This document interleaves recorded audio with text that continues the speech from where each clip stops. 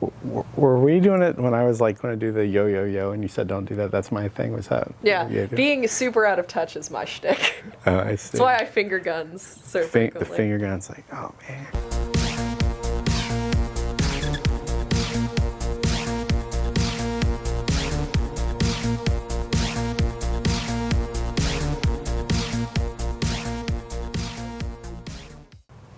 Hey everybody, I'm Charles Morgan from Comic Week. I'm here with Alex Smith from Alpha Comics, and Alex and her crew have just unloaded all the boxes, put all the comics away, getting ready for the store to open in a few hours for New Comic Book Day. We are very tired and very sore. There were many boxes. December 4th, 2019. A lot of new number ones, some major titles from Marvel coming out this week, and some really cool independent titles. So we have our rundown of what we think is interesting, and of course, you're more than welcome to stop by the store when they open and take everything that we thought was interesting and the things we skipped, because it's all for sale. It is indeed. And I believe we're actually going to start out with talking about, so the X-Men titles have been really, really popular, and all the X-Men titles, Fallen Angels, X-Force, New Mutants, everything under the X-Men banner has been really, really popular lately. And I was flipping through this issue of Marauders, and it has sort of cemented my belief that I think Marauders has better art than the main X-Men title. At least it is very much more my personal favorite kind of style of art. Hot take. Yeah. Well, the thing about it is that, you know, you sort of have this sort of, I don't know, like a wayward band of ex-pirates, essentially, in the Marauders series. There's a whole bunch of stuff that when I was reading it, I was like, well, all right, that's a choice you can make narratively. But it's actually been very interesting, and I'm seeing where it's going, which is something that I'm very excited for. My biggest drawback for all the X-Men titles that are not X-Force is that it does not include Quentin Quire, which I think we have 3 videos now of me talking about Quentin Quire and how he's my favorite. Right. So obviously Marauders 3 is out this week. Also, you have the main X-Men title, number 3, out this week. I do. And one of the things I'm really excited about for the main X-Men title is, A, I really like how much Emma Frost is in this title because I really, really like her. I don't know how I feel about there are like 2 or 3 pages just dedicated to Jean Grey and Emma Frost having like a subtle, like, snipey, waspy sort of cat fight at each other. Lady talk. It's very much like they're just, like, trading passive-aggressive barbs at each other, and I'm not sure how I feel about it. So as a comic book retailer, like, where is the X-Men franchise now versus where it was a year ago? I mean, X-Men overall is incredibly popular, and it sort of has never lost that popularity, like even in the 90s and the early 2000s when everybody was kind of falling off of the bandwagon for everything. X-Men still stayed pretty high level. I would argue that currently X-Men has a little bit more both goodwill and slight frustration with its title than it did a year ago, because when they did like the blue and the gold and the red, everybody was like, okay, this is a lot, but all right. And then you had the option of like Generation X and everything like that, which I loved Generation X. I could not get past the art, and that was a problem for a lot of people. And then they changed the artist like right before they nixed the series overall. But with this title, they're really excited because it's really high quality, especially because Powers of X and House of X were just really good titles. But now everybody's like, I'm sorry, there are how many titles now? Well, you are really getting probably about 40 to 60 pages of content a week. Mm-hmm. If you're like one of those completionists who want to, like, you know, be involved in every corner of the X universe. Like if you want to read Marauders, Fallen Angels, New Mutants, X-Force, X-Men, and I'm missing one, I'm certain I am. You got Excalibur. And Excalibur, that is the one that I always forget because it says Excalibur and I'm still like, that's not an X title. There's so much. Like, it's great. Like, all of the stuff is actually really good, but it's, man, it is a lot of reading. And I have a lot of people who, like, have every single title on their pull list, and I'm like, how are you managing this, my man? Right, it really can wear that wallet out. You know, for me, somebody who reads not only the main titles, but I think I spend probably 60% of my budget on indies. You know, partly because, like, I like I like stories that I know I can get the whole thing, the beginning, middle, and end. You know, with some of the main like cornerstone, keystone titles, I guess, you know, there's hundreds of issues and 30, 40 years of backstory. And so for me, sometimes that feels a little bit overwhelming. But if you go down my road, where it's like every time a new title comes out and you're gonna give it a shot, I mean, that's also very expensive. Yeah, no, I completely understand. I mean, I really, really like a lot of indie titles. Most of my favorite titles are indies. It's just, I can read it and then it can be done. Like, so I completely see like where you sit with that. But then the downside is you fall in love with something and it ends, and then you're like, it's like the end of a relationship. I'm gonna tell you right now, that's not limited for me in indies. Every time I love a series, it's almost doomed to be canceled. Right. And that's Marvel, DC, indie, whatever. If I love it, probably gonna end. Well, one character's had a lot of reboots as of late is Web of Black Widow. So Web of Black Widow 4 is out. A lot of people are talking about Black Widow today, but not only because of this title, probably not even because of this title, but because of a certain trailer in the MCU that's just come out. Have you got to see it? I have, and it involves a lot of jumping out of planes. That was like, I couldn't discern a whole lot of plot, I couldn't discern a whole lot of story, but I could discern that there was a lot of plane jumping. Right. So obviously, in the linear chronology, Black Widow is deceased at the moment, so the story sort of takes place before. We forgot to put the spoiler alert at the beginning of this video. Right. But yeah, so the events take place before the Avengers titles. Which I'm a little frustrated about. I mean, I feel like we could have gotten like a really good mid-quel Black Widow before, you know, offing her for the Soul Stone.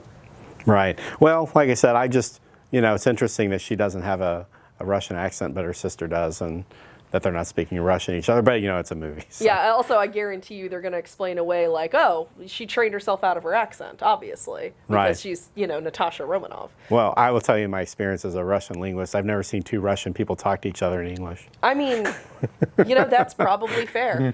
Fun fact, Brianna used to have a cat named Natasha Romanov. Right. She was a delightful little cat and is the reason I like cats today. Right. No. Her personality was not like the Natasha Romanov that we know in the comic books. She was not dangerous. She was not dangerous. She really liked belly scratches and cat treats, which, to my understanding of the comic books, is not akin to actual Natasha Romanov. Well, that sounds like an exceptional cat. I've had the unfortunate luck of always getting mediocre cats. So. All right, so off the topic of cats, because I will go off on a tangent. Well, cats are a major part of the Tom King run of Batman. So yes, they are indeed. Most specifically, cat women. Right, right. So Batman number 84, so we got 2 more issues of the King run. Of course, you know, my favorite part's to deal with Catwoman. Catman is what he would become if he got married to her. But Batman and his father, Thomas Wayne, so they're fighting. And we'll see what happens. Of course, a lot of loose ends that probably are going to have to be tied up in the next 2 issues before they restart the Batman title. I'm sorry, I just like the universe you've introduced of Batman and Catwoman finally getting married and him taking her last name. Catman. I now join you as Batman and Catwoman. I mean, Catman and Batwoman. Whatever, kiss. Yes, it would be Wayne Kyle. Would be the way you go for I could it, right? go with that. All right, so then from Image Comics, you have Die number 10. There's no escaping this tabletop game turned alternate reality / prison of ideas. As someone who plays a lot of Dungeons and Dragons, I'm going to tell you, prison of ideas is a really good way to describe your average D&D game. That's the session you plan out that none of your players want to play. Oh, no. See, for me, it's the exact opposite. I mention one thing just offhand, and my players are like, well, clearly there's an entire storyline planned around this. And I'm like, yeah, there totally is. And I'm like frantically writing notes under the table, like, how make vampire bakery? Question mark. Right, what kind of snacks? Yeah, it gets out of control real fast. Also, there's Copra number 3, and I have yet to come up with the appropriate word for somebody who's a fan of this series, but I've always liked it, and you know, this is sort of one of those headspace type of superhero titles. It's really interesting. I like the art style. Also liked, didn't you have a run on Supreme? I believe so, but I don't know if I would bet my immortal soul on my knowledge of that. I think he did. I think he did. Pretty interesting. And also, I've never read Omni, but this is just a cover. That is a cover. I love the way that looks. Peek behind the curtain. He was literally looking at it before we went, and it's like, I'm going to talk about this dope Omni cover. It's totally. It's fire, to use the parlance of our times.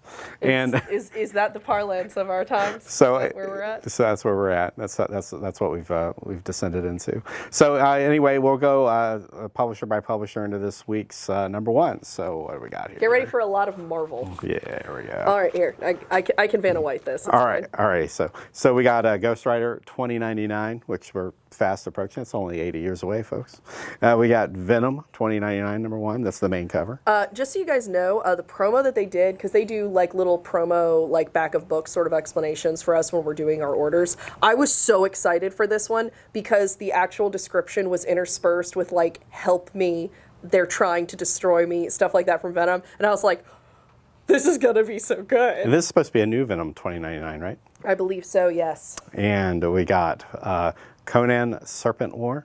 I'm going to point out Moon Knight just because I know a lot of diehard Moon Knight fans who will be like, well, I didn't know he was in that. I shall now read Conan Serpent War. Right. Yeah, well, why aren't they like doing more Moon Knight? Because that is like a cult favorite character. He's an incredibly popular character, at least in my shop. I don't know. I think a lot of it is they don't know what to do with him. You're not making that up. I can tell you how many times I've been in this shop where some rando will come through the door and say, I've been trying to buy Moon Knight for a year. Do you have it? I mean, it's at least about 5 or 6 times in the last year. There's some underground Moon Knight cult that just like is like, I know where you can get some Moon Knight. Where, my friend? It's like trying to get like dirt in Waterworld. Yeah. They're like, you can get it here. There must be like some college class where the professor's just getting everybody hooked on Moon Knight. Or if I was a college professor, I'd get everyone hooked on Love and Rockets. That would be where I would say, oh yeah, well, comic books, of course. I mean, in fairness, if you're a professor, you can assign whatever you want. Right, but yeah. Anyway, we have Star Wars Saga because Star Wars the 9th episode's coming out on the 20th. So you got a little more than 2 weeks to get caught up. You know, for those of us who haven't heard of, you know, the lesser known cult classic basketball documentary Star Wars. Yes, the art film. Then we have Fantastic Four. Annihilation Scourge. Fantastic Four. So this has an important first appearance, I think. We have Nova number 1 from Annihilation Scourge, and Tihor the Worthy. From DC Comics, Zoe Quinn, who did a really incredible job on Goddess Mode, which apparently is done, but she is written Deathbringer. This is a one-shot here. For those of you who aren't sure, Deathbringer is going to be the Batman Who Laughs infection of Donna Troy, who is Wonder Girl. Wonder Girl. And it looks like that font they used on Batman's grave, but I'm just... I imagine they reuse fonts pretty regularly. And then we have New Year's Evil, number 1. Ending the year of the villain, I guess. I'm really upset that it took me this long to realize that that's supposed to be a pun, so we can just move on with our lives and pretend that I know how to, you know, process humor. Right. That's like you knowing that Napoleon Dynamite's now in comic form. Other things you don't need to know. I'm so angry about this. Okay, then there's Over the Ropes from Mad Cave, number 1. Alex really hates Napoleon Dynamite. And Vampironica, New Blood, number 1. This has multiple covers, as is usually the case with Archie. From Storm King, which is a publisher I don't think I've heard of. This is John Carpenter Presents Storm Kids.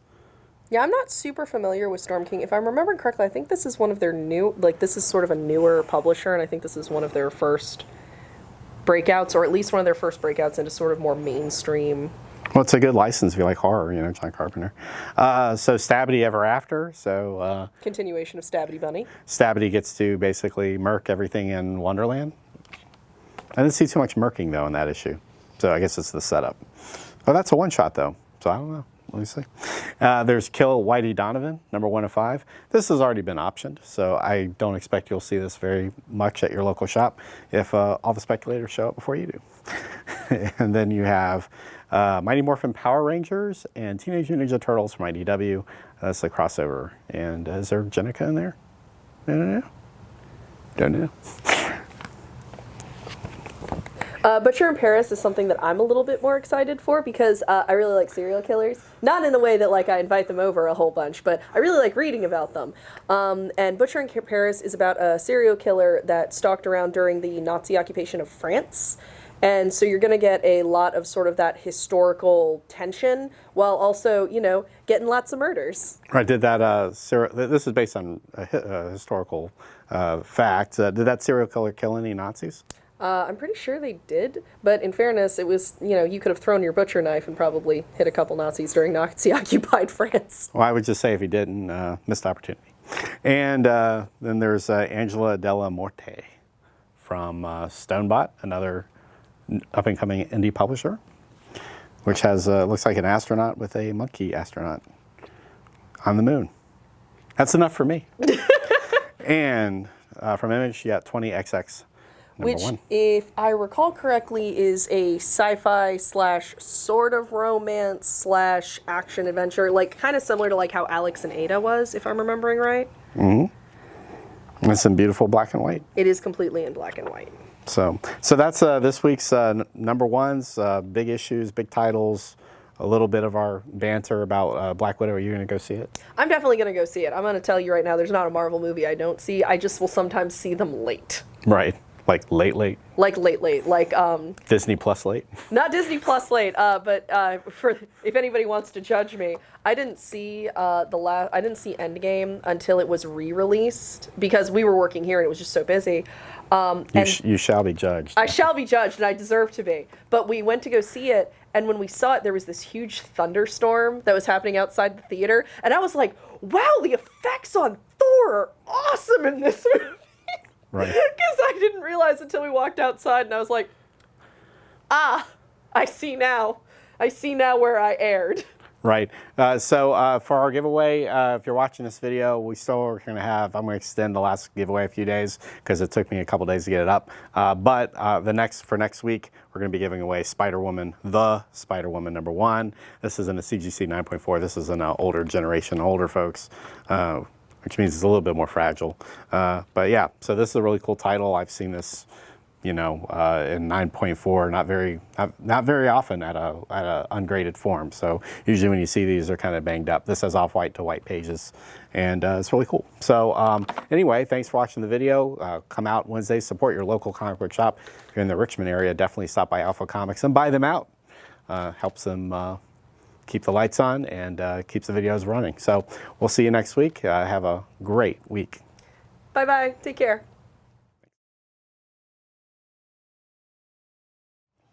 Hey everybody! Oh, sorry. This is all unusable garbage. Right. All right.